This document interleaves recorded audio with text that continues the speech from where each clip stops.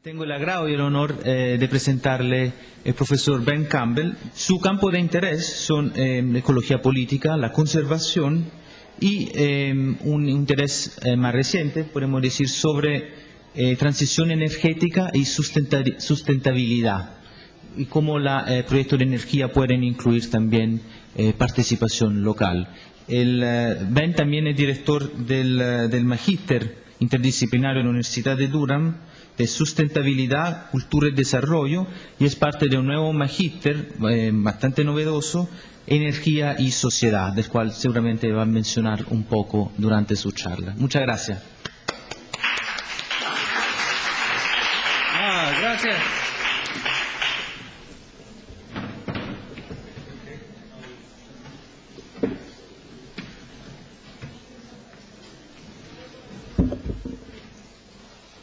Superbo. Gracias, Piero. Gracias, todos. No hablo castellano. Entonces, I will speak in English. Entonces voy a hablar en inglés. Muchas gracias a todos por haberme invitado. Es maravilloso estar aquí, fantástico. Estoy emocionadísimo y estoy disfrutando cada minuto de mi estadía en Chile. Tengo que agradecer a todos los colaboradores. Y gracias por la traducción de las diapositivas. Creo que acabamos de cargar la última diapositiva traducida, así que espero que disfruten este show. El título que le he dado es Ciudadanos Emergentes de la Sustentabilidad. Esta charla tiene que ver con encuentros y viajes a través del crecimiento denso y de la política de la naturaleza. La sustentabilidad ha sido un horizonte lejano por mucho tiempo y puede ser visto útilmente como una conversación con diferentes interlocutores. Dependiendo de quién se una a la conversación, la sustentabilidad podría ser reducida a capacidades de cuidado territorial de una cierta producción sustentable. También podría ser elevado a una fórmula de ahorro para un desarrollo más participativo. Más recientemente ha sido desafiado por otros enfoques, tal como el creciente enfoque de la resiliencia socioecológica. Y puede haber tiempo al final para preguntas y para discutir más sobre este tema. Ahora hay una convergencia de las trayectorias y es muy sorprendente cómo esto dio paso a la Agenda 21 en el Congreso de Río en el 1992. Ese año fue el año en que yo estaba escribiendo mi doctorado de los Himalayas, así que en mi mente era un tema muy importante, la sustentabilidad y la Agenda de Río 21. Ahora tenemos la conferencia de Lima que está sucediendo y quien tenga sus antenas puestas ahí, sintonizado con lo que sucede en Lima, con el cambio climático, con las negociaciones, por favor cuénteme al respecto. Y están sucediendo tantas cosas con el cambio climático que yo pensé que quería compartir con ustedes algunas de las 3 lecturas que yo les doy a mis estudiantes cuando hablo acerca de la antropocena. Y este trabajo más reciente por Gisli Paulsen creo que es muy interesante, un artículo sobre ciencias ambientales y política, y el argumento es que la antropología, las ciencias sociales en general, necesitan recuperar de las ciencias más objetivas el medio ambiente. Necesitamos recuperarlo para nosotros. Y fue mucho antes, en el siglo XX, de los 80s, cuando se colonizó por parte de las ciencias más exactas, así que debemos recuperarlo. Como ya lo mencionamos, provincializando Europa, muy interesante. Aquí pienso que tiene que ver con alguno de los puntos que Nancy mencionó, donde podemos simplemente reducir el conflicto entre el humano y la vida natural, de la vida salvaje, solo a un conflicto. Entonces aquí, después con Shaw dice, ahora vemos en esta escena que debemos ir más allá de simplemente reducir todo a relaciones de poder. Y hay argumentos similares en su artículo de reensamblar lo social. Oh, hola, qué gusto verte. Bienvenido. Entonces la antropología ha tenido un único set de conversaciones con la trayectoria de la sustentabilidad. Mi argumento aquí, pienso que esto más o menos sigue lo que voy a decir, es que la sustentabilidad es una ambición vital a la cual los antropólogos pueden traer conocimiento local, análisis etnográficos y preguntas, la sustentabilidad en las manos de los tecnócratas y los enfoques gerenciales y técnicos, como lo escuchamos anteriormente, y los expertos que no reflexionan la dimensión cultural, arriesga que la sustentabilidad se vuelva otra forma de colonialismo, desplazando los derechos de la cultura y de la vida. Y por cultura digo las dimensiones culturales, diferencias de percepción y de valores con respecto a las relaciones que incluyen aquellas con lo no humano. En el siglo XX, a mediados de él, interesó a los antropólogos en la adaptación y las construcciones culturales del ambiente y cómo producen un rico archivo. En los 80 entonces las relaciones humanas se vieron con el ambiente no humano de forma más explícita en el debate que en las diferencias previas con las autoridades en narrativas científicas. Surgió la ecología psicológica, la ecología social surgió, la ecología política con la sustentabilidad de género y el Congreso de Río. Y ahora se promueven soluciones de comunidad a la degradación del medio ambiente y hay un número de estudios en el Amazonas, en la sabana africana especialmente, que han revelado puntos de biodiversidad que han sido nutridos por comunidades indígenas. Al contrario de la crisis o de la narrativa de crisis ambiental que supone que los pueblos indígenas son la amenaza, en vez de enfoques técnicos para gestionar los recursos, la sustentabilidad en la antropocena requiere atención a las relaciones ambientales de las comunidades y sus prácticas, de los ciudadanos y de las personas. Una nueva atención a la energía y al cambio climático nos enfoca en las relaciones crecientes a lo macro y a las microescalas del medio ambiente y de sus procesos. El sentido de crisis sobre pics y bajas de energía y caminos de transición nos entregan un área vital para la antropología ambiental, para que haga su contribución a nuevas conversaciones sobre sustentabilidad. Nuestra disciplina tiene la tendencia de diferenciar la intersubjetividad y nos da ventajas sobre los economistas en una posición de uniformidad con respecto a las elecciones y comportamiento humano. Los antropólogos están cuestionando recientemente cómo se ve en el occidente la vida humana y las leyes de la naturaleza, desde las cuales los humanos excepcionalmente deben ser distinguidos por causa de nuestro lenguaje, patrones de comportamiento y tecnología que son explicables solo a través de la interpretación de nuestros motivos. En este paper yo discuto cómo esto tiene una influencia o cómo puede tener una influencia en nuestro pensamiento acerca de sustentabilidad a través de comparaciones cross-culturales de relaciones humano-ambiente y además de la curiosidad académica de lo otro, comprometerse de forma práctica en cómo nosotros nos podemos unir con métodos colaborativos como backcosting o costeo de vuelta, considerando quizás cómo el capitalismo y otras tendencias nos han perdido en la jungla de cemento. Y esta es una diapositiva en la cual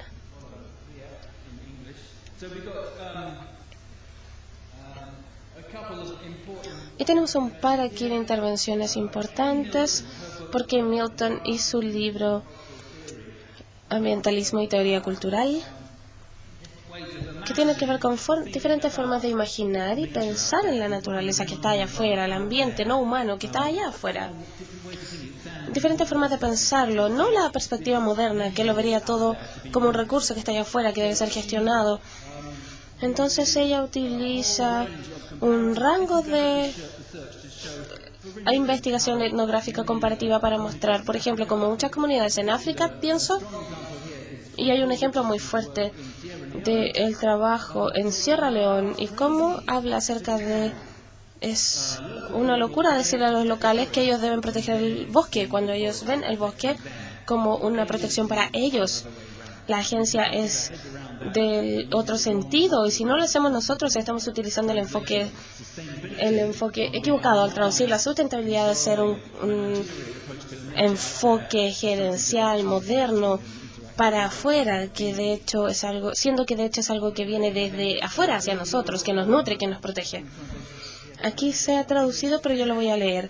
El sentido en que los cazadores y recolectores se ven a sí mismos como conservadores o custodios de su medio ambiente no debería ser confundido con la idea científica occidental de la conservación. está enraizada en el supuesto de que los humanos, como controladores del mundo natural, tienen responsabilidad total de la sobrevivencia y extinción de las especies salvajes. Para los cazadores-recolectores, la responsabilidad está invertida. En última instancia, son esos poderes que animan al ambiente y que son responsables de la sobrevivencia o extinción de los cazadores. Así que tenemos un entendimiento contrario de la agencia entre lo humano y lo no humano.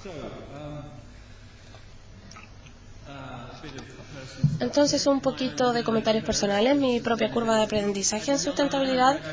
Como un hombre joven graduado de antropología, me encontré con una charla de sustentabilidad de los 80s. No, de finales de los 70s y comienzos de los 80s.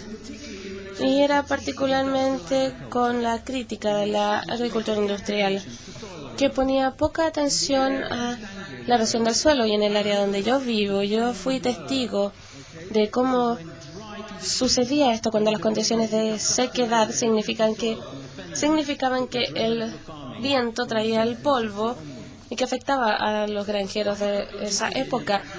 Me interesé y me comprometí con alternativas para la agricultura, y cuando me gradué de antropólogo leí todo lo que pude acerca de los sistemas indígenas de agricultura, desde Asia, de los granjeros del siglo XIV, hasta los Andes, en la investigación de autores que yo disfruté mucho. Y buscando estas alternativas, como Roy Allen sintetizó en su libro en el año 92, El ambiente, la subsistencia y el sistema. Y pienso que también deberíamos recordar que a mediados de los 80 hubo un film de Francis Ford Coppola, Koyaanisqatsi, donde se presentó este punto de forma importante. Y yo comencé mi doctorado en Nepal en el 89 sobre la dimensión social de la agricultura subsistencia en la villa de Tamang, de personas que hablaban ese idioma. Una de las comunidades indígenas más numerosas en Nepal. Ahora la estimación es muy vaga, pero serán 2 a 3 millones de personas que hablan este lenguaje o algún dialecto de ese lenguaje. Y escribir en esto, el saludo es Fiafula por si acaso. Así que, ¿dónde está el mapa? Aquí estamos. Fantástico, aquí está el mapa.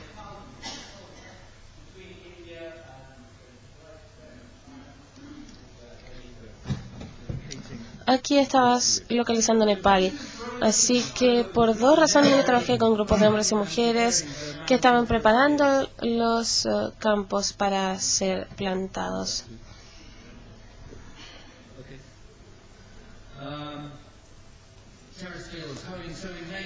Y para sembrar maíz, papas, etcétera, para unirse a los grupos colectivos para plantar diferentes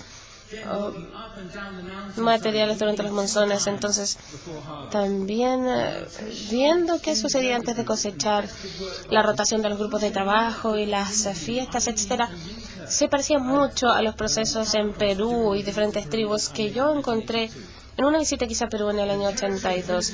El territorio y las villas en Nepal habían sido declaradas un parque nacional en el año 76 y fueron la base para la agricultura sustentable entre los grupos recíprocos. Y la mayor amenaza era la vida salvaje que llegaba a las cosechas. En el año 97-98 yo recibí un premio de investigación para volver a Nepal y a estudiar la biodiversidad y el interés humano en Nepal.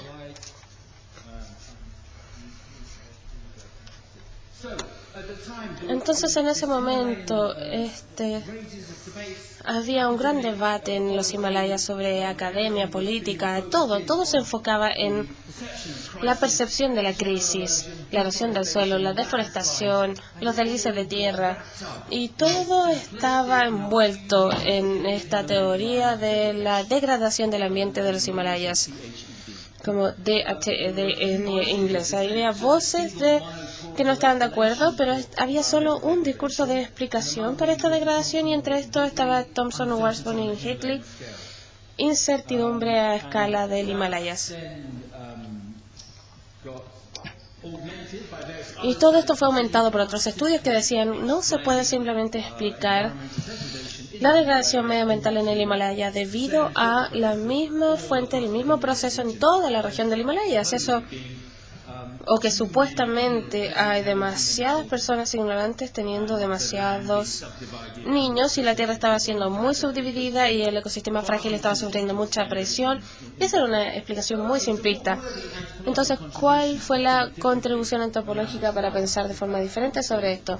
De hecho, Thompson, que está ahí, fue estudiante de Mary Douglas, me parece, y en este libro, Incertidumbre a escala del Himalaya, se le utilizó algunos conceptos antropológicos interesantes, especialmente de von Führer-Heimmendorf, un aristócrata austriaco y antropólogo que trabajó desde los años 20 en el sudeste asiático. Volveré a ir más tarde. Y también está Alan McFarlane, que es de Cambridge y estudió este libro en 1976, Recursos de la Población, que también mira a la dinámica malthusiana, que no da un resultado para la sustentabilidad. Mirando comparativamente, es muy interesante mirar los Andes y el Himalaya y ver qué investigación está ocurriendo en estas dos regiones. También tenemos, por supuesto, von Humboldt. Luego tenemos la teoría de John Muir de la verticalidad ecológica, que ha sido citada por académicos trabajando en los Himalayas con su origen andino. Después Führer-Heimmendorf, después Stanley Stevens. Aquí él escribió varios libros muy interesantes. Uno es un volumen de recolección que se llama La cultura a través de la sobrevivencia, que habla de América Latina. Lo que obtenemos con la teoría de la verticalidad para que se aplica a los Andes y a los Himalayas es esta interdependencia de los nichos y los problemas de tratar de controlar las cosas verticalmente. El trabajo de Führer-Heimmendorf describió, él fue y estudió los Sherpas de los 50 en adelante, y él revisitó en los 60 y encontró que lo que había pasado era que las instituciones indígenas de gestión de bosques, como los Shinginawa, Shingi es palabra y Nawa es protegido. Entonces, en el idioma Sherpa, sus sistemas, sus instituciones, sus roles para proteger los bosques habían sido afectadas. Creo que tengo una fecha, la diapositiva, pero en 1955 el bosque en Nepal fue nacionalizado. Los departamentos de bosque se crearon, lo que quiso decir que si un Sherpa en su pueblo necesitaba un pedazo de madera para poder reconstruir el techo de su casa, o un templo, o los puentes que se habían ido con las lluvias, entonces no tenían que consultar al grupo local, sino que tenían que viajar 4 días al departamento de bosques local para obtener permiso. Entonces empezaron a ignorar los procesos burocráticos y el sistema antiguo de gestión indígena se salió perjudicado por esto. Y me estaba acordando de los conceptos fundamentales que están allá arriba. Entonces tenemos a Humboldt en los Andes especificando la geografía de las plantas y su distribución de acuerdo a la altitud. Ahora, si no me equivoco, von Humboldt no estaba tan interesado en los seres humanos.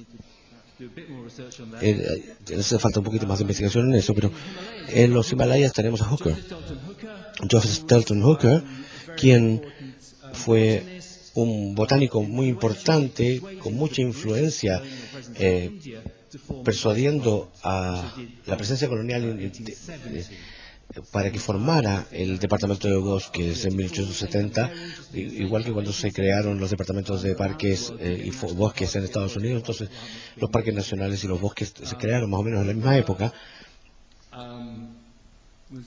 y la administración de los bosques se creó en la misma época. Entonces en sus diarios él viajó a Sikkim, que es el vecino de Nepal, y a la parte más este de Nepal lo capturaron unos lamas, y fue una cosa muy heroica, una aventura así muy épica, y es muy interesante cómo migraron las plantas Y en la parte superior de las montañas, pasando por encima de los Himalayas, al otro lado le encontró plantas que habían migrado desde Eurasia, desde mucho más al oeste. Encontró algo familiar en los jardines británicos que se llaman los lugares de los pastores. Y dijimos, ¿cómo viajaron estas plantas? También estaba interesado en cómo los humanos podían asentarse y colonizar en esa área. Entonces tenía un paralelo muy interesante, una historia muy paralela acerca de la gente y las plantas. Nosotros en Gran Bretaña tenemos que hacer impacto para justificar nuestra existencia como académicos. También Hooker tenía que hacer impacto y dependía mucho de traer al público victoriano para apreciar la investigación que estaban haciendo, y Kew Gardens, especialmente en Londres, era un lugar que tenían que mostrar y demostrar y mostrar las maravillas de la ciencia colonial y la investigación en el mundo natural, y traer a estas plantas y hacer que florezcan, que florecieran en Kew Gardens. Fue algo muy maravilloso para ellos demostrar su impacto. Y ese es su libro famoso que se llama Los diarios del Himalaya, basado en su viaje en 1848-49.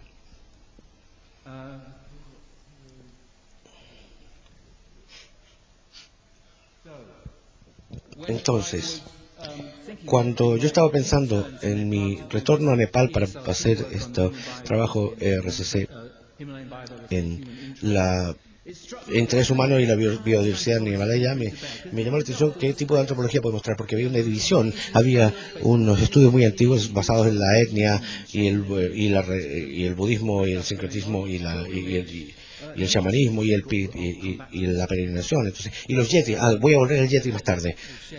Voy a compartir algo de los yeti. Bueno, entonces, por supuesto, en Nepal hay unas sociedades étnicas muy diversas, con grupos, eran grupos étnicos o castas, eran influencia del sistema de castas de la India que estaba haciendo a la gente que se diferenciara de acuerdo con lo que comían, cultivaban y cómo vivían, y podía correlacionar los grupos étnicos con una situación de arriba y abajo en ciertos nichos ecológicos donde el idioma también estaba anidado en estos nichos. Y estos son derechos de propiedad. En el este de Nepal hay muchas comunidades que tenían tierras comunales, no privatizadas, pero tierras comunales en Nepal del este, que se llaman kipats. Y por supuesto tenemos no tanto como en los Andes, pero teníamos cultivos, y esas relaciones de reciprocidad y mano de obra, cómo el trabajo, cómo se relacionaba con el medio ambiente y el acceso al bosque. Entonces, tenemos el hecho interesante de que los problemas que Führer Heimbler veía con la comunidad Sherpa en los sistemas indígenas de protección de bosques que se estaban degradando, llevó a inspirar a otros a decir, bueno, un momento, quizás todo este problema con la degradación de los bosques, si nosotros utilizamos el manejo de bosques comunitario, esto podría crear un sistema de gestión. Si podemos reconocerlo, eso quizás es un modelo más exitoso que la nacionalización de los bosques para evitar la deforestación. Y uno de los ejemplos un ejemplo muy famoso alrededor del mundo fue el área de conservación en Annapurna, que se estableció por un número de gente local en el área, y tiene un lago muy famoso, y el área de Annapurna está en el norte de Pokhara, y se habló acerca de la popularidad de esa área para un lugar como para hacer excursiones y trekking. Quizás el gobierno iba a hacer un parque nacional. Entonces la gente de la comunidad local dijo, no, un momento, no queremos parques nacionales. Eso quiere decir que van soldados, van militares, policía, etcétera. Y quiere decir que los soldados van a molestar a nuestras hijas, a nuestras esposas. Entonces queremos hacerlo de la forma comunitaria. Entonces exitosamente lograron tener no un parque nacional, sino que tener un área de conservación en lugar de eso, lo que se volvió felicitada alrededor de todo el mundo, y construye sobre algunos de los principios que habían ocurrido en el norte de India con el movimiento Chikha, que fue los que abrazaban árboles que evitaron la explosión de los bosques por las comunidades del norte de la India protegiendo sus bosques. Entonces, las comunidades no son iguales en todo el mundo, y eso lo reconocieron los antropólogos que trabajaron en el bosque comunitario, o había distintas instituciones locales que había que movilizar. Hablamos de los Sherpa previamente. Había otro sistema que era el sistema de un jefe del pueblo, que era el que gestionaba y organizaba el acceso y los derechos del uso del bosque.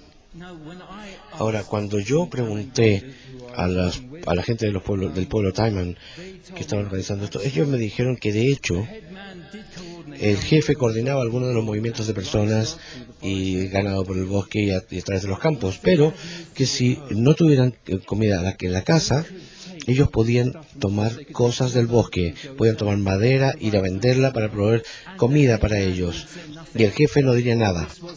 Esto era una base entendida de ecología moral que existía entre la gente del pueblo. ¿Y por qué?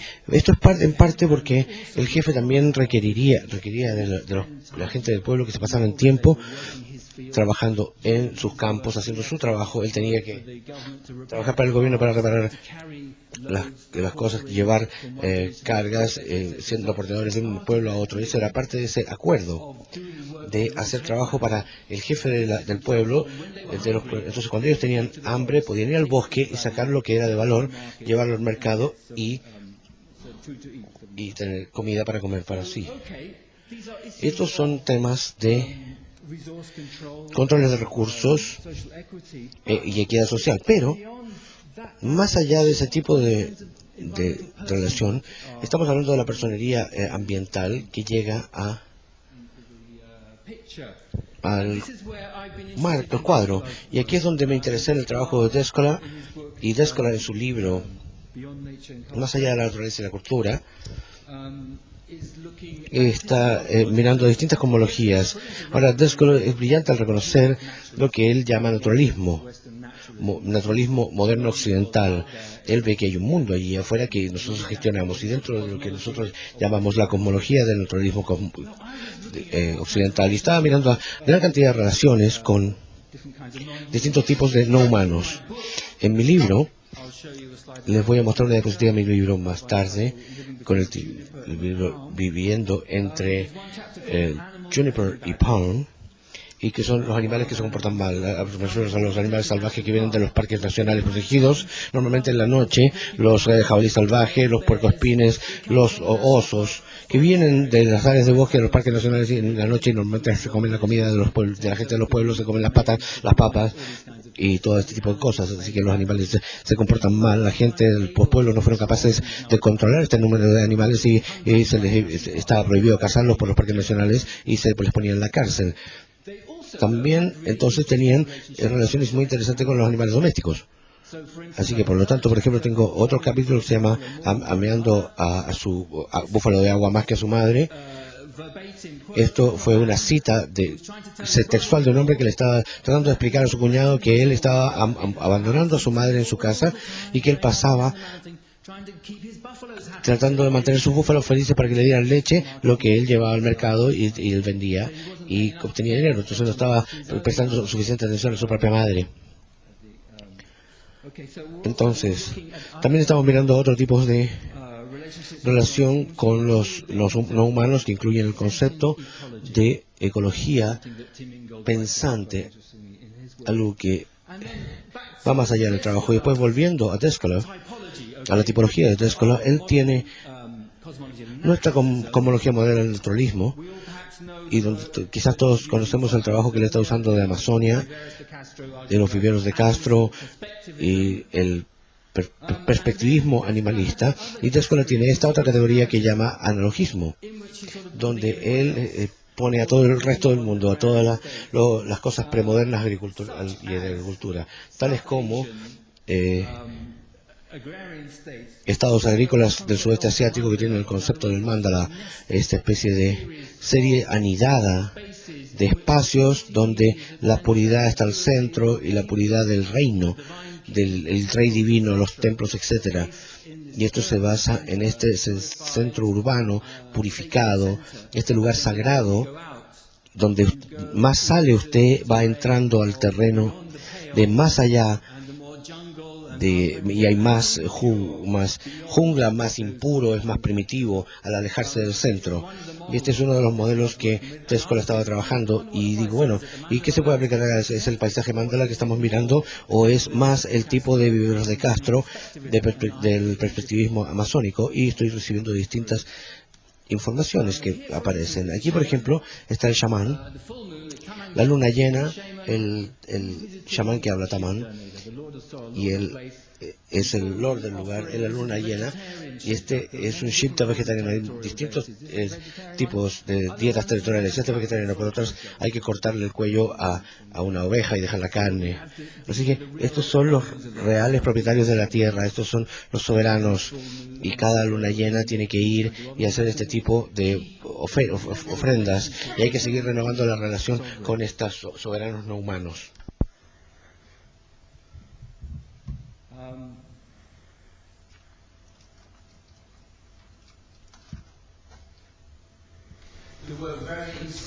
Hubo interesantes formas en las cuales este discurso chamánico se utilizaba para explicar lo que estaba sucediendo, a veces con la iniciativa de conservación participativa, y yo fui testigo desde los 80 en adelante de esto. Y estoy llegando aquí. Parece que me estoy perdiendo de esto. Así que volvamos a esto. Encuentros chamánicos. Entonces, hablando con el caballero que vimos en la diapositiva anterior, de hecho traje un film que hice en el 91 y se los voy a dejar como un regalo, en el cual él describe cómo fue capturado por los yetis. Como un hombre joven, él fue capturado por una familia de Long Ai. Hay muchos diferentes nombres para los diferentes yetis y hay muchos nombres para ellos. Y él fue atrapado por los Long Ai y llevado al bosque por una familia de estos Long Ai. Y la historia que él me contó de esto resumía de forma, o me sonó tan familiar a lo que dijo Viveros de Castro acerca de esta perspectiva. Entonces los hijos de estas criaturas yetis decían: oh, miren, este humano, y querían comerme el brazo. Y él en la película me lo muestra así, en el brazo, querían comerse mi brazo, mi cabeza, mi nariz. Y el punto era que, tal como los humanos, los padres de los yetis, o los padres yetis, evitaron que los niños hicieran eso y que comieran a este hombre. Así que existe una idea de que hay una cultura universal de padre, hijo y relaciones de esta forma que también suceden en los entes no humanos. Entonces, ¿qué es lo que tenemos aquí? Pensando acerca de las forestas comunitarias, cuando el Parque Nacional intentó renegociar y estaban bajo presión para ser más sustentables, para ser más participativos, para reconocer esto, para reconocer cómo ellos sufrían con la expropiación de los bosques fuera de su control. Y en general, aunque hubo programas para la participación y para compartir la utilización del bosque, no se realizó de muy buen espíritu o con buena intención. No fue una muy buena forma de interactuar.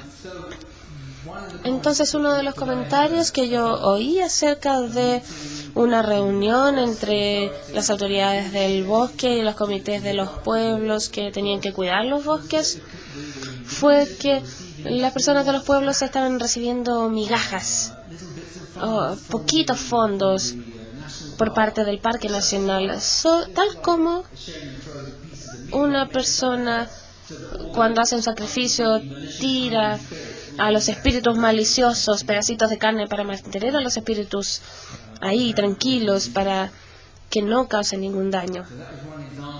Entonces ese fue un ejemplo acerca de cómo esto funcionaba. Y tenemos aquí una copia o una cubierta. Tenemos aquí la misma persona que estaba ahí. En el lenguaje tamba se llama bombo. Estas personas aquí. ¿Y qué están haciendo estas personas? Con esos tambores se están golpeándolos. Y esto es en el invierno. El video que yo tengo es del verano y están arriba en las montañas con el lago donde tienen comunicación directa con el dios de la montaña. y satisface todas sus necesidades y deseos y le piden abundancia, etcétera. Pero aquí en el invierno ellos bajan hasta un lugar que se llama Shikarbetsi, y esta fotografía fue tomada ahí en ese momento. Una vez más, es la renovación de la conexión con la montaña, con el ambiente, con las fuerzas vitales del medio ambiente donde se vive, donde se está tomando el aire, el agua. Y me gusta la frase que mencionó Ana ayer, que el agua es parte de nosotros. Ellos tienen esa posesión también. Ellos se mecen, tiemblan y tienen sus campanas que están sonando, golpean sus tambores, y cuando llegan a la fuente de agua sagrada que sale de la montaña, son poseídos por el agua, por el dios de esa agua. Así que yo estaba mirando y creo que vamos a llegar, sí, a esta diapositiva. Entonces tenemos estos coloquios aquí sobre los paisajes. Hay escritores clásicos como Negara también y otros. Y sí, de hecho, se reclama por parte de el gobierno de Nepal, que sí forma parte del valle de Katmandú y del reino y del sentido de dónde están localizados. Así que los reyes del valle de Katmandú, ellos van en peregrinaje y suben, y esto tomaba semanas antes, había que tomar un bus y caminar, y eran 4.500 metros hacia arriba, donde está el lago. Y de hecho ellos dicen que bajo la tierra, de hecho hay agua de Gosaikun que surge en un templo Shiva que está en medio del valle de... que entonces ellos indican que hay pasajes secretos por donde pasa el agua. Y conversando con las personas que viven aquí acerca de por qué ellos van en peregrinaje y por qué vienen los hindúes que vienen de Katmandú en peregrinaje también, me contaron esta historia increíble, donde el lama, en el mito, el lama haciendo su meditación, ¿cierto?, al lado de una cueva, y ve a un príncipe que viene de Katmandú persiguiendo a un animal salvaje. Entonces el príncipe está persiguiendo a este jabalí. El príncipe desaparece detrás de las aguas del lago Gosaikund, siguiendo a este jabalí salvaje. Ahora, el jabalí es un animal clásico sirviente de Shiva, el señor de los animales. Entonces el príncipe ha sido atrapado, ha sido capturado por el dios del lago. Y para la misticidad del lama le dice: retírese, venga después. O ¿dónde está el príncipe? ¿Dónde está el príncipe? Y el lama le dice: su príncipe ha sido tomado por el dios del lago y se ha vuelto ahora se casó por captura con el lago. Entonces esta relación de presa y cautivo se ha revertido en este momento, y este cambio del mito hace que el jabalí ahora, en vez de ser la presa, es quien caza. Entonces en este caso se ha vuelto un esposo para la hija de Mandeo, y esa es la historia que ellos cuentan, los tamans, acerca de por qué los reyes de Nepal y los príncipes suben en peregrinaje a visitar a su príncipe perdido, y tienen sus propias historias que no coinciden con aquellos de los textos hindúes. Entonces tenemos diferentes líneas de historias que difieren del paisaje mandala en general. Ahora, el punto importante en la discusión de Deskola sobre la geografía de la analogía es que él proclama la importancia de esta división interior-exterior. Yo lo dije antes, que hay una pureza o algo sagrado que está en el centro y hay algo fuera. Entonces existe una división entre lo que está dentro y fuera. Y más allá está lo bárbaro, más allá está lo que no es sujeto, en este caso, que desafía el simbolismo de los reinos divinos y sus jerarquías de la sociedad como un planteamiento del orden natural. Y este es exactamente el caso de los tamán en Nepal. Ellos también, dentro de Nepal, son una etnia marginal, son un pueblo marginado. Ellos hacen cosas que ofenden a los hindúes. Ellos comen carne, por ejemplo, porque los hindúes no pueden matar vacas, no pueden matar a la vaca, pero si una se cae o se queda en un derrumbe, entonces los tamán se comen su carne. Entonces ellos son ciudadanos que están bajo sospecha. Ellos desafían algunas de las prácticas hindúes más sagradas. Ellos también, o tampoco tienen la misma idea de higiene corporal, no tienen la misma idea, porque viven muy alto. No es como los hindúes que viven en las temperaturas subtropicales.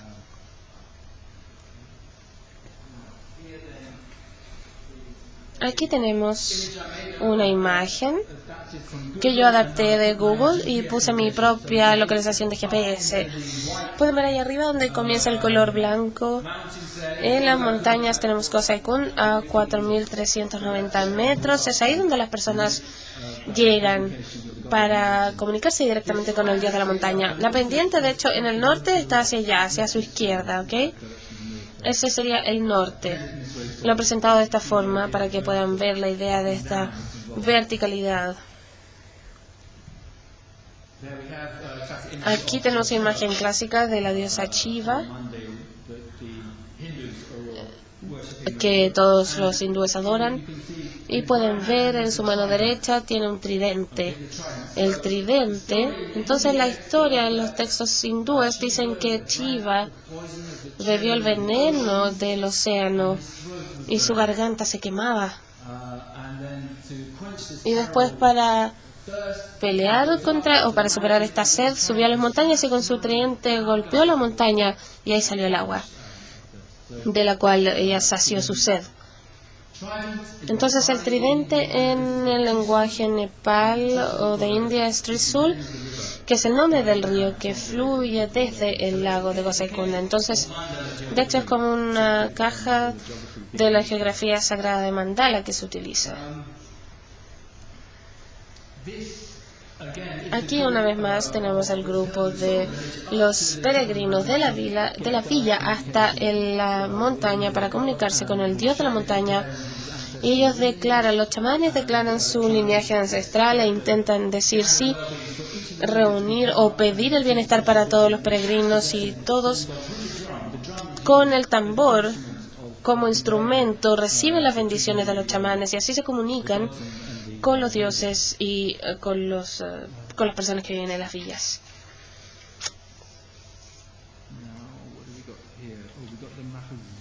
Y aquí tenemos el mapa de Somia.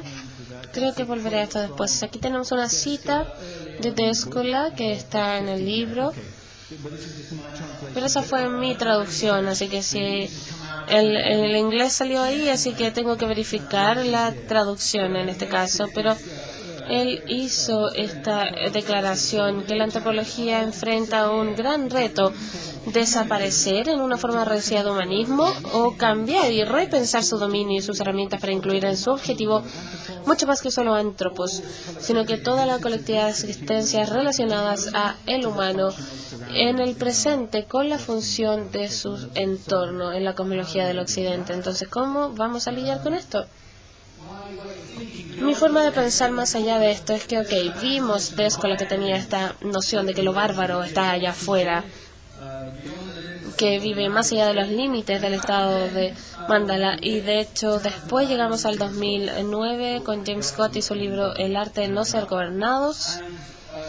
Entonces él demuestra cómo las personas en las montañas, bajo el control de los valles entre India y China, históricamente persiguieron sus vidas y sus prácticas sociales de forma diseñada para evitar las políticas agrarias. Entonces estos grupos aparecen muy indígenas, étnicos, no civilizados en los grandes centros, pero están como dispersos en ciertas áreas. Tienen o están utilizando sistemas de intercambio y están compartiendo de diferentes fuentes sus sistemas de creencias. Una vez más, hay una gran área de la cual estamos hablando aquí. Podemos ver en el área oscura que se llama Somia. Y estas son todas las áreas del perífero del estado agrario de Asia. Y el punto interesante que se quiere manifestar aquí es que el área de nuestra preocupación es que no tiene que ver con la distribución geopolítica de áreas de estudio de Asia del Este, del Sur, Central o del Sudeste, sino que toca todas estas diferentes regiones. o divisiones regionales.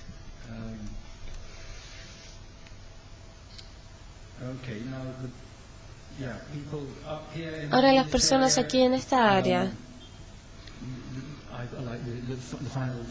como la frase final dice, es un área estéril que no era muy productiva para el Estado, no tanto como para que se involucraran en estas áreas altas. Entonces, principalmente la gente se las dejaba sola para que ellos vivieran con sus propios recursos. Y yo he estado intentando desarrollar, a partir de Scott y Van Hendels, utilizando el concepto de SOMIE, pensando acerca de la política de estas personas marginalmente gobernadas. Y si puede, esta idea que menciona el Descola de cosmología del animismo y del analogismo, podemos ver aquí alguna oscilación entre el analogismo o el pensaje analógico y el pensaje animista en rituales de diálogos de poder y también en negociaciones de tributos. Las personas que conviven con estos soberanos espirituales del territorio que requieren alguna renta renovable de reconocimiento que opera entre la división del bosque y las tierras bajas. Y esta era una escena fascinante y yo perdí la fotografía que yo tenía aquí en blanco y negro de la caza del jabalí. Y yo mencioné cómo este jabalí salvaje era parte de estos animales que se comportaban mal, que venían aquí a las vías a comerse la comida de la gente. Y dado que era un área de parque nacional, no se podía cazar, pero a veces era útil para las personas de las áreas locales y ellos tenían cazadores oficiales. De vez en cuando algunos cazadores venían con algunas armas muy antiguas y se sentaban ahí a beber, porque de alguna forma tenían que ser bienvenidos y los alimentaban y les daban de todo antes de ir a cazar. Pasaban por todas las casas a comer y tomar algo antes de ir a cazar al jabalí salvaje. Una vez sí mataron uno, lo cazaron y lo trajeron, y esto causó o puso en acción una escena fascinante. Todo un conjunto de roles que fueron evocados alrededor de compartir la carne del jabalí salvaje, simbolizando la jerarquía. Entonces, dentro de este cuerpo, cada uno obtenía un enfoque analógico que Descola hubiese reconocido. Entonces, estaban los rangos del ejército, el alcalde del parque, el departamento de parques nacionales. Todos recibían su asignación. La cabeza era muy importante, por supuesto, y otras partes, y después el resto de las personas que tenían partes pequeñas de la carne que se distribuía entre los diferentes hogares. Todos tenían una parte igual de lo que quedaba. Y lo que era muy interesante era que eso muestra una especie de ciudadanía que es llamada, que dice que las personas pueden participar en esta ciudadanía que no es para nada moderna como la consideramos hoy, que esto va mucho más atrás, vuelve mucho a las relaciones de poder del pasado entre estas personas más poderosas, estas menos poderosas de la villa y que participan en esta casa. De hecho, el Estado les hizo organizar la casa, como ya lo mencioné antes de la creación de los parques nacionales. Y aquí tenemos una correspondencia entre esta idea de compartir esa carne de la casa en partes iguales entre todos los hogares. Cada hogar tenía que recibir una parte. Lo mismo con el Teshu budista. Lo mismo en este ritual budista, Teshu, que si ustedes tienen que hacerlo una vez al mes. Estas personas no eran ricas, lo hacían 2 veces al año. Sí, lo hacen en los meses de invierno, más o menos en noviembre, después en febrero. Y pueden bailar toda la noche, en el 10º día de ese mes cuando lo están haciendo, y la gente usa arroz cocinado para hacer estas formas, y luego esas cosas de colores es mantequilla que se tiñe, y tenemos arroz, mantequilla, son símbolos de abundancia, salud y renovación, y riqueza. Y luego de que el ritual se ha llevado a cabo, los lamas han cantado y han llenado estas imágenes de los dioses y estos seres benevolentes con el Won, que es la palabra clave.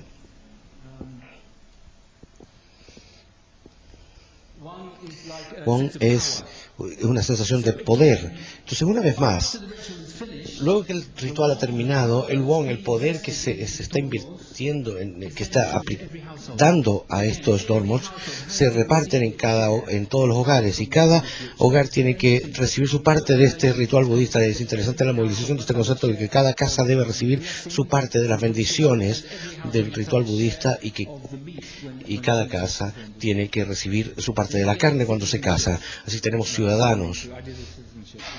ciudadanías que vienen aquí. He estado un poco ad lib siguiendo estas diapositivas, y creo que tengo que leer un poco, verificar un poco el texto con mi discusión, porque se me está acabando el tiempo. Entonces, ¿qué puede traernos a la discusión de sustentabilidad y la resistencia de los modos de vida de las comunidades y las relaciones de las áreas protegidas en el ambiente de los Himalayas? La palabra clave que aparece en la naturaleza y la cultura es el poder. El poder es a menudo el medio no visto de acción y de significado, que tiene procesos muy discutidos del impacto de la villa en los que el ambiente tiene lugar. Nuestras comunicaciones, nuestras comunidades son más materialmente vulnerables y pueden afectar al ambiente negativamente si tienen estructuras de poder marginales. Mi respuesta no es necesariamente esa, pero la resistencia de la esfera pública en estas comunidades tiene que ser mejor entendida, y esto es lo que he tratado de hacer al unir estas informaciones de distintos contextos de la esfera pública de la vida en el pueblo, que se relaciona con el bosque. Ahora, también depende acerca de qué tensiones están actuando acerca del poder, en el poder del Estado, como por ejemplo presiones internacionales para cumplir con políticas de donors y de la sociedad civil, o quizás movimientos políticos organizados. Al aproximarme al poder, mi intención no ha sido suponer algo sustantivo como la propiedad que puede ser acumulado y guardado y protegido, almacenado y protegido, sino que así es como entra a la contabilidad de valor del Estado el bosque como capital. Es una versión del poder que sigue un cálculo posesivo que apoya prácticas de exclusión y entrega control a una jerarquía social de los centros del Estado, donde los valores dominantes se definen por la distancia del conocimiento práctico de los íntimo de los bosques. La ciencia es la herramienta epistémica práctica de manejar el poder por otros medios y desplazar las maneras prácticas de conocer y vivir. Las posesiones territoriales y esta versión de cómo el capital natural se mueve en la política nacional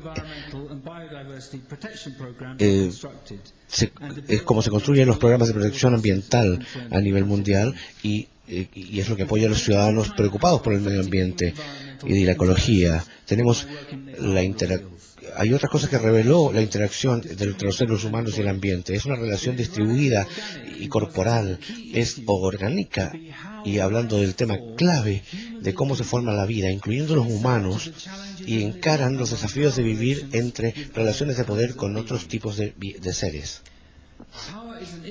El poder es un tema que hay que confrontar en las calidades diferenciales de los organismos y el comportamiento entre seres disimilares que tienen intereses comunicativos y deseos comunes. Hay personalidades agresivas con las que hay que tener cuidado, y mundos espirituales, incluyo colonizadores maliciosos que tienen cuerpos débiles y que traen tensión de género y división en la comunidad. Es el mismo campo de juego de las relaciones de poder para los humanos y los no humanos.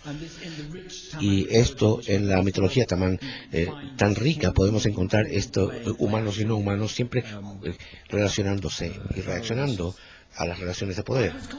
Yo estuve constantemente, se me dijo que tuviera cuidado con los osos, y especialmente no caminar solo al atardecer, y nunca me encontré con uno, porque la poco común apariencia de mi barba me hacía que me compararan con los osos.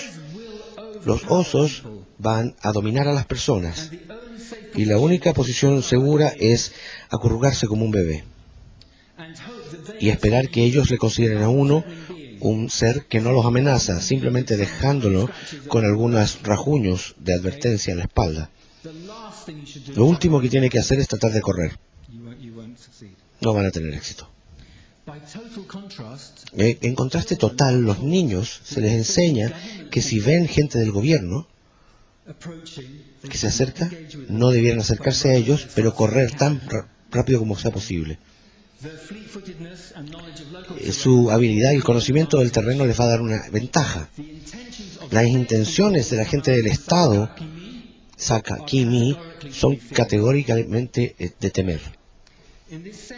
En esta capacidad personal, el poder no privilegia la excepcionalidad humana. En las divisiones entre los humanos y los grupos humanos son como si fueran entre especies. La gente expresa diferencias ontológicas, dieta contrastante, distinto vestimenta y lenguajes. Y la ausencia de estas capacidades también, no tener comida, no tener lenguaje, le dice a la gente que se congregue en compañías diversas y afecta las posiciones que generen respuestas tranquilas. ¿Cómo se posicionan la gente de los pueblos para escucharse cuando necesitan hablar con los funcionarios de gobierno? Bueno, yendo hacia el poder, demostrar por códigos rituales de deferencia y haciendo un lugar para que el hierarchy sea visible. El ritual de poder persuade por respeto a la agencia en particular con la que se quiere hablar. Esa fue la lógica en la distribución tributaria del jabalí cazado y en la división del búfalo que se sacrifica para la fiesta hindú de Dussehra en octubre. El poder estos días llama la atención llevando distintos tipos de vehículos. Se esconde detrás de la apariencia y los profesionalismos de desinterés y las transiciones de distintas suposiciones y prácticas del ser humano. Así lo es con la idea de la conservación de la naturaleza. Lleva a las zonas de frontera con tiempo y espacio compartido. Ciertas cosas que ya están hasta pasadas de modas. La tierra se trata como propiedad en lugar de como extensiones del hogar. Los residentes locales se ven como otras culturas. Son planes para áreas protegidas diseñadas para reducir la presencia humana en la naturaleza. Así que se requirió del mundo Panic que los países del Himalaya implementaran medidas de protección para evitar pérdidas de biodiversidad en los bosques y reducir la cantidad de gente que quisiera sobrevivir en esas colinas. El hecho de que los funcionarios de gobierno y los proyectos de desarrollo los transformaran en distritos subdesarrollados trajo una cultura nueva en tierras de que el Estado había mirado con sospecha. Hizo la protección ambiental un fenómeno cargado de poder. La gente de los pueblos trató de hablar con el poder con tributos, lo que se volvió a tácticas desafiantes para que no los vieran y esconderse, tratando con los representantes del Estado y las instituciones. Llegó el momento cuando las estructuras de liderazgo estaban haciendo implosión después del Parque Nacional, lo que les quitó la vida territorial de la autoridad de las villas. Los parques nacionales no se construyeron en prácticas locales de gobierno local, sino se trajo del gobierno central. Entonces esto trajo negación al acceso al bosque y una economía moderna, una ecología moderna. El tema de los propósitos domésticos era el único amortiguador que tenían para la escasez de las cosechas, y el poder autónomo que mantenían daba responsabilidad a la simetría de compulsión para cumplir con las demandas del jefe en mano de obra. Entonces ellos daban el servicio al jefe y en retorno el jefe no les permitió ir al bosque para las necesidades domésticas. Las nociones operativas del ambiente de las relaciones de poder locales y las supervisiones disciplinarias no solamente se basó en recursos comunes ni en nociones seculares, sino que las deidades territoriales que pedían sacrificio, respeto y ofrendas, y también los espíritus de la fertilidad, todos estos daban vida a la interacción ambiental de los humanos. Mirando hacia atrás durante los capítulos anteriores en mi libro y ver cómo en términos, tamaño y conceptos que correspondan a elementos la ciudadanía ambiental, por ejemplo, un problema se presentó inmediatamente para la traducción. El origen céntrico en la ciudad de los derechos políticos y la esfera pública se interpone en expresar los fundamentos locales de generar los reglos y las relaciones que están establecidas en las comunidades ecológicas, que indistintamente no funciona con el espacio público racionalmente diseñado como planificación urbana, e incluso se ve como un refugio de ellos. Entonces, cuando yo hablo de los derechos del derecho ambiental y el conocimiento colectivo, con el término non-sava, la gente del pueblo. Sí. Y el término non-sava se compone de derechos de hogar para el foco de alianzas de clanes, donde los hombres y mujeres residentes participan de los derechos colectivos de los pueblos. Estos, por ejemplo, los matrimonios, bodas y funerales donde hay sacrificio de animales. He mencionado también el tormo con el one. Aunque el non-sava en idioma normal significa solamente la gente de un pueblo, en su parte etimológica, non-sa-va significa cielo, tierra y gente. En cada comunidad las relaciones de cielo, tierra y comunidad generan su propia dinámica local, que es la que importa, y muchas veces y presencias van en ambas direcciones y llaman la atención de otros. Es en estas comunidades que los antagonismos de alto y bajo, cielo, tierra, tiempo, clans, izquierda, derecha, oeste, la luna es el padre y el sol es la madre para esta gente. Todos estos se comprometen como diferencias que empoderan la vida, como los derechos que tienen. Este es un paisaje de relaciones y la invención moderna del político son zonas gestionadas epistémicamente y son lugares segregados de exilio. La sustentabilidad a menudo se discute como una base de temas técnicos y cuantitativos de la destrucción de los bosques, metros cúbicos de leña y pics demográficos. La gente del cielo y la tierra tienen una visión distinta de quiénes son los actores, qué voz hay que incluir y cómo las perspectivas no humanas pueden ser presentadas, y esto no contemplará el crédito para la subjetividad no humana. El enfoque técnico deriva su poder de sistemas translocales de colección de datos y transferencia de acuerdo a geografía de intervención manejable. Y tenemos una visión disminuida del conocimiento en el mundo sin una ecología política que pueda hablar a lo largo de las formas de expertise que la ciencia esconde en cavernas, haciendo que la comunicación de los expertos, especialmente a lo largo de las ciencias locales y naturales, no se puede producir. La versión de ser humano, como recomienda Descala en la antropología comparativa, tenemos una versión más ambiciosa del antropos como un ser ecológico. Es la evidencia de la cosmología que hace que los no humanos se relacionen con la sociedad y los humanos tengan la energía de convivir con otros. ¿Cómo estoy con el tiempo? Tengo 2 páginas más. La visión objetivista de la naturaleza no puede tener sustentabilidad porque la gente está en esa diversidad colectiva irrepresible.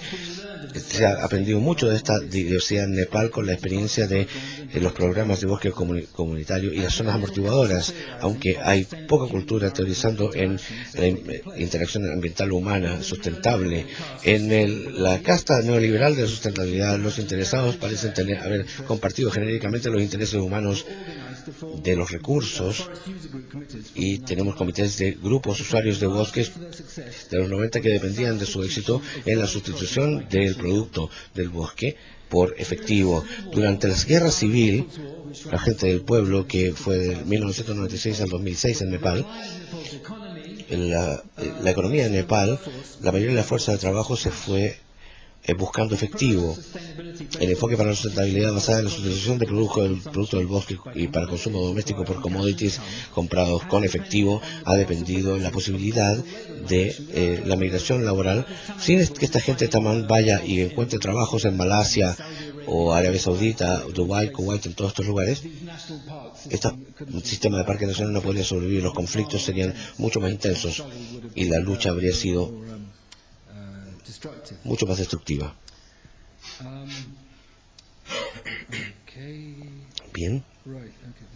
Entonces, la sustentabilidad a largo plazo de este ingreso a larga distancia es incierto, así que el bosque como un recurso, un enfoque de recurso objetivo, desevoluciona, pero no ha bajado la pertenencia de la gente y la imagen a lo largo de las montañas, ha puesto a una comodificación de los derechos para volverse legible como un proceso de desarrollo para el ambiente global, pero la perspectiva distintiva de la visión de las tierras altas de esta gente como los tamán, la perspectiva de Somia, que ha sostenido a las comunidades en las negociaciones continuas de los derechos para pertenecer y prosperar en esos lugares. Eso reconoce la protección y la ley de la montaña, que se merece ser entendido como algo muy distinto antropológicamente del medio ambiente como un recurso.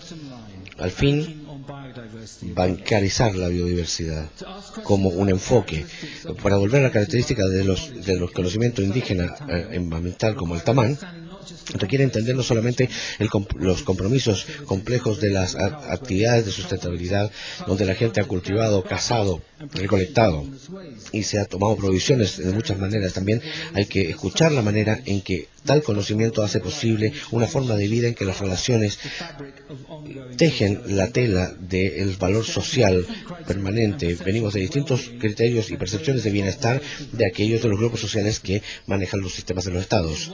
Esta es una razón por la cual en muchas instancias los términos indígena se ha vuelto un vehículo de empoderamiento para aquellas comunidades en Nepal cuyo relaciones territoriales, económicas y culturales con los estados modernos en el área clásica de la era del desarrollo se ha mirado como atrasado simbólico de la condición de pobreza premoderna, y esta gente debe servir la integración nacional y transformarse a sí mismo de acuerdo con la racional de las prioridades del Estado para lograr estándares modernos de vida y utilizar las instituciones nacionales.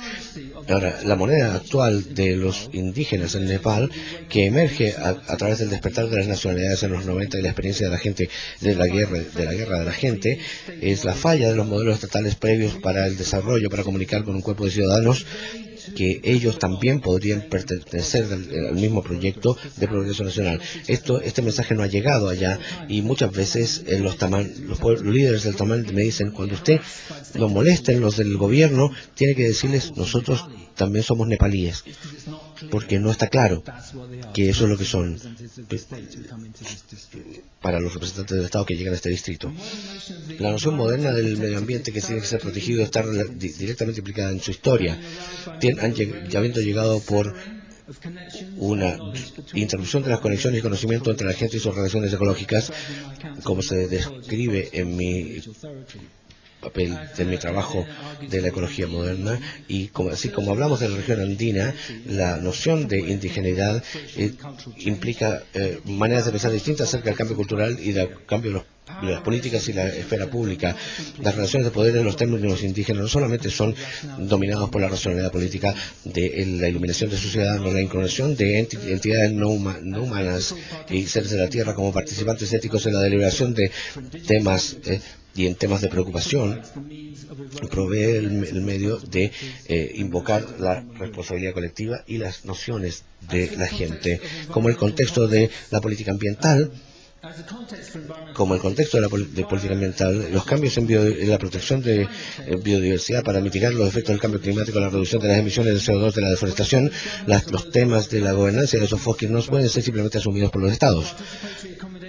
La participación acomodatoria del Estado que conoce el bosque tiene que ocurrir, y en este proceso requiere hablar con las comunidades para definir su propia sus propias preocupaciones ambientales en las relaciones con otros tipos de gente y otros tipos de reconocimiento ciudadano pueden ser negociados con sentimiento y confianza con respecto por las diferencias culturales y el bienestar ecológico.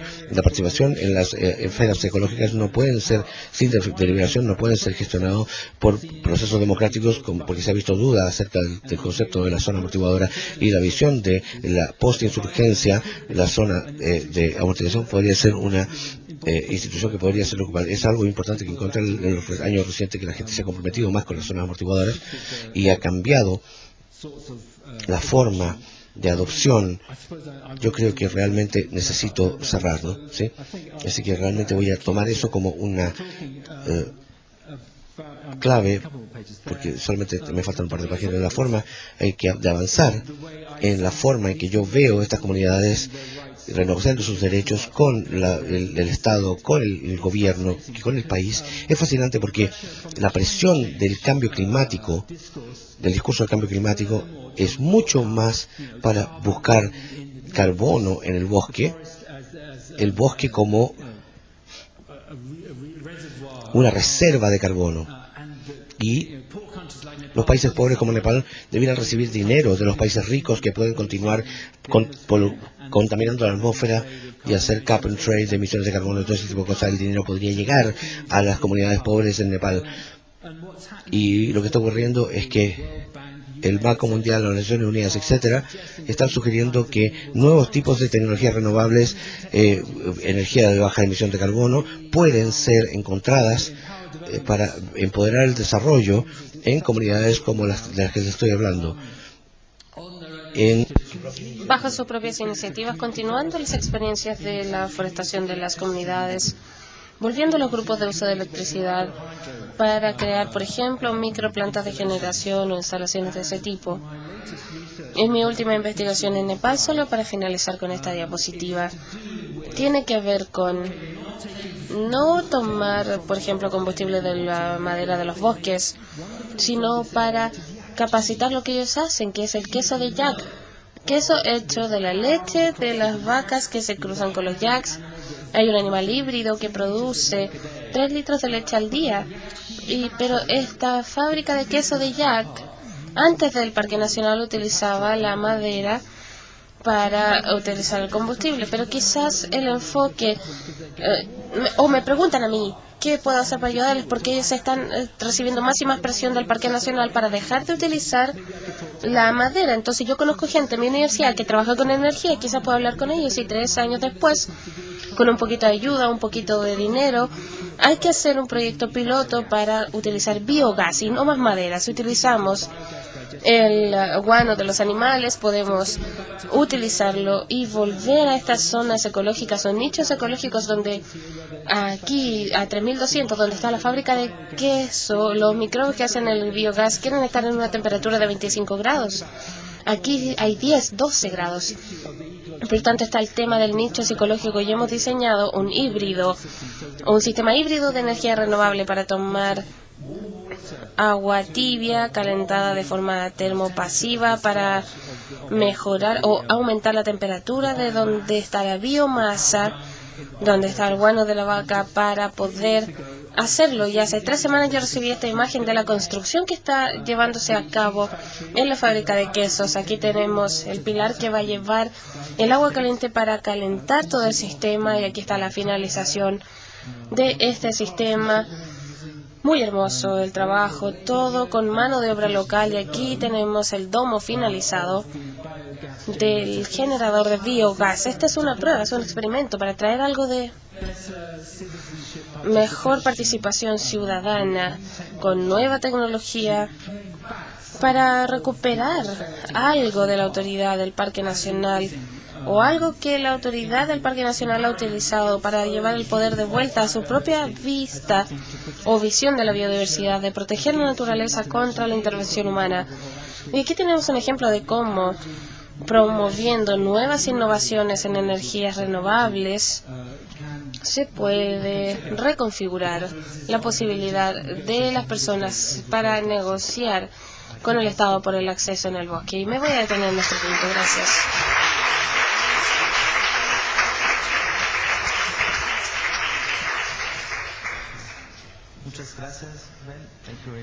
Muchas gracias. Podemos tomar preguntas en inglés o español. Me reservo el derecho de hacer una primera pregunta. Aprecio mucho cómo usted presenta la discusión acerca de la discusión comparativa clásica de Nietzsche y cultura e incluye la noción de poder. Esta noción de poder no es algo que simplemente tenga que ver con los humanos. Entonces mi pregunta tiene que ver con esas líneas. Y usted mencionó en algún punto la antropocena, que tiene que ver con esa idea, tomar la cultura, la naturaleza y el poder para entender cuál es el impacto humano en el cambio climático, en la tierra, en el paisaje, etcétera. Y quiero preguntarle cuáles son las lecciones que nosotros podemos aprender desde un enfoque más crítico para las disputas de la conservación en el Himalayas y un enfoque más proactivo como el que usted presenta. ¿Qué lección podemos aprender en la discusión actual de la antropocena? Brillante, muchas gracias, Piero, por su buena pregunta. Hay ciertos enfoques al poder que creo que deben ser puestos sobre la mesa y probablemente limitarlos también. Y creo que las referencias que yo les mostré hace un rato de Chakrabarty y Elizabeth Shove son muy buenas, son muy buenos puntos de entrada para esta discusión. Para Chakrabarty, la antropocena sí seriamente nos pregunta, nos pide repensar nuestra idea de lo que es la historia, lo que es el mundo que está allá afuera, y reconocer estas influencias que nosotros hemos tenido y los límites a nuestras nociones de poder y política que han estado vistos como dentro de nuestro campo social limitado hasta ahora. También tiene que ver con incluir en lo político la acción humana y sus efectos y la agencia del ser humano a lo largo de siglos, que a menudo no ha venido a través de ninguna intención de las personas o de las comunidades o de las instituciones, sino porque las externalidades de nuestras prácticas económicas han generado un planeta tóxico. Y ahora pensando acerca de el poder en relación a la antropocena y cómo podemos trabajar y utilizar un enfoque antropológico para pensar en diferentes alternativas y contribuir al debate, que yo creo que este es el momento para una discusión interdisciplinaria.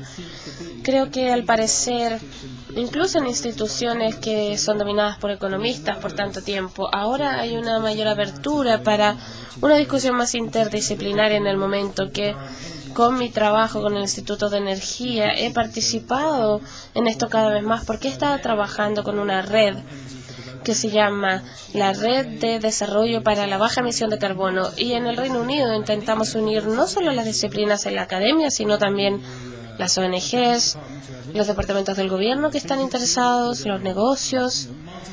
Es una iniciativa interdisciplinaria y multisectorial, es una especie de visión de sueño quizás del neoliberalismo en la incorporación de diferentes grupos interesados. Y hay espacios para crítica también, como la ciencia, para que se haga su contribución. Ahora, yo lo mencioné al comienzo de mi introducción, el enfoque de la resiliencia. Y pienso que hay mucho interés en ese ámbito para las personas que están pensando acerca de los sistemas sociales en un proceso más amplio, más natural en comparación con los no naturales. Y estoy coescribiendo la introducción de un libro sobre sustentabilidad y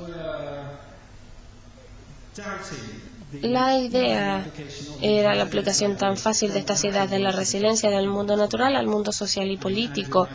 Y Andrew, él mismo les puedo dar algunas referencias.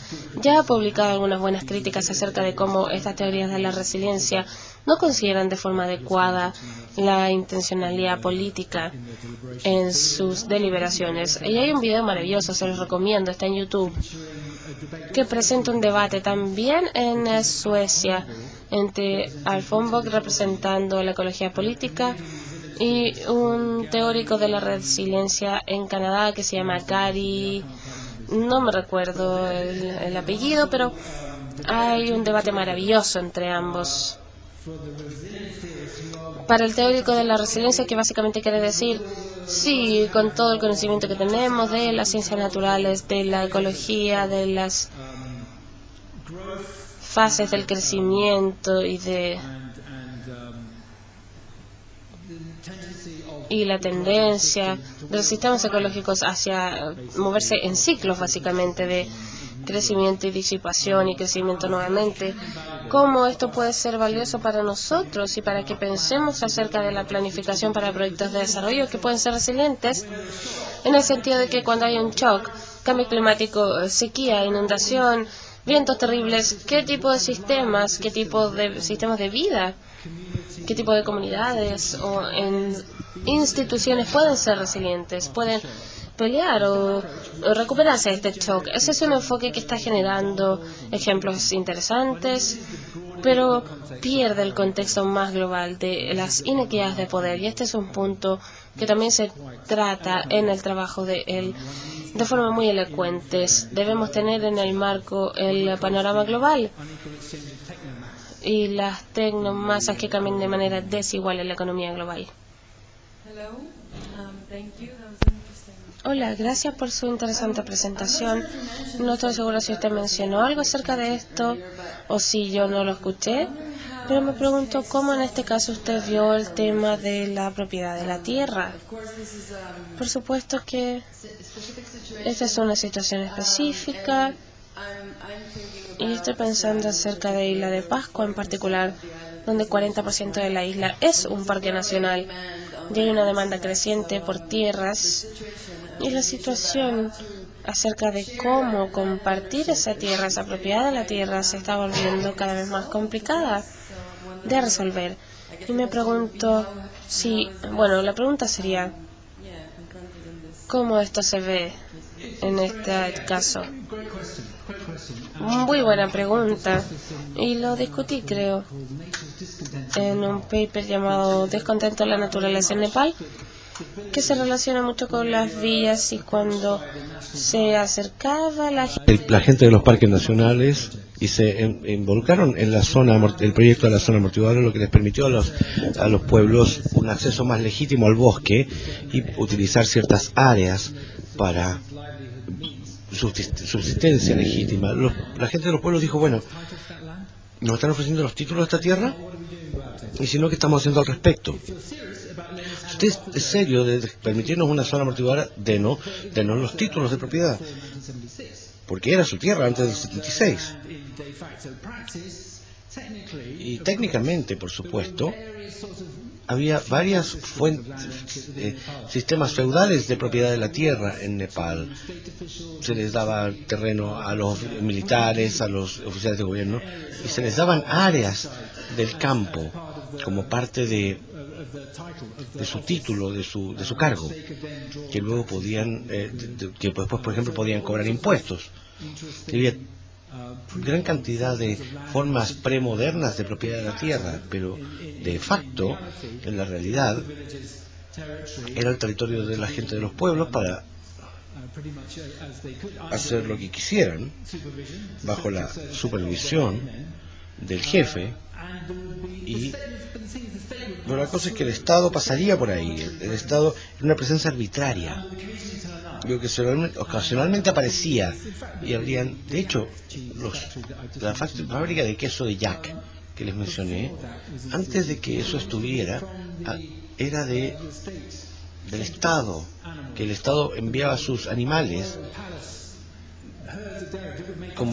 hacían mantequilla del rebaño del Palacio Real y bajaban la mantequilla al Katmandú, que era la única producción de valores, y entonces es complicado. Había múltiples usos para estas tierras, pero para la gente del pueblo, el Estado no era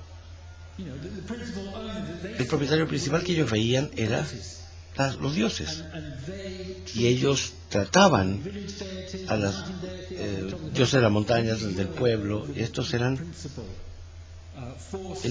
las fuerzas principales con poder sobre sus vidas. Sí, bueno, los soldados vinieron, las partidas de cazadores, hubo momentos donde tuvieron que hacer trabajos, pero esto no estaba organizado de una manera de que se tradujera en derechos de tierra como los entendemos hoy día.